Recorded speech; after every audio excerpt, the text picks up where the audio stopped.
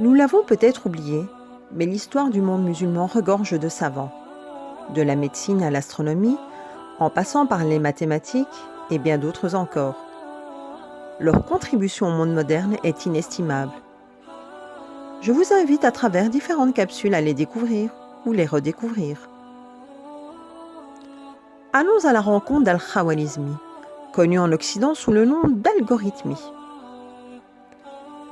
Ces différents réseaux sociaux vous rappellent-ils quelque chose?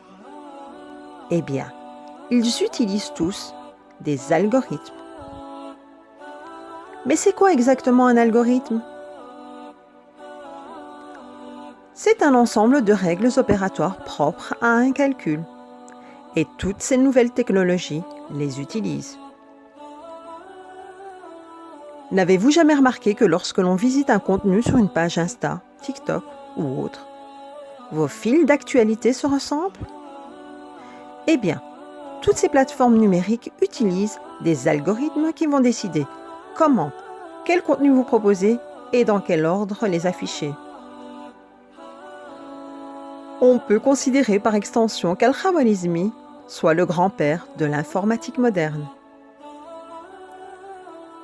Notre cher savant Al-Khwarizmi, s'il peut être considéré comme étant le grand-père de l'informatique, il est d'abord avant tout le père de l'algorithme et de l'algèbre, et il est l'homme derrière la diffusion des chiffres en dehors de l'Inde et l'introduction du chiffre 0. Mohammed ibn Moussa al-Khwarizmi, né à Khawarizm, l'actuel Ouzbékistan, en 780 de notre ère, est mort en 850 à Bagdad. Bercé dans les chiffres et les astres, notre grand savant est d'abord un astronome. D'ailleurs, il travaillera sur un atlas des cartes des cieux et du monde, demandé par le calife El-Ma'moun sous l'ère abbasside. Occupant la grande bibliothèque El-Ma'moun, c'est dans la maison de la sagesse Beit el-Hikma qu'il supervisera la traduction en arabe de nombreux ouvrages majeurs des mathématiques et d'astronomie grecs et indiens. Cette maison de la sagesse servira également d'observatoire pour les astronomes. C'est un véritable centre de recherche et d'enseignement scientifique où il y rédigera des traités sur les cadrans solaires et l'astrolabe.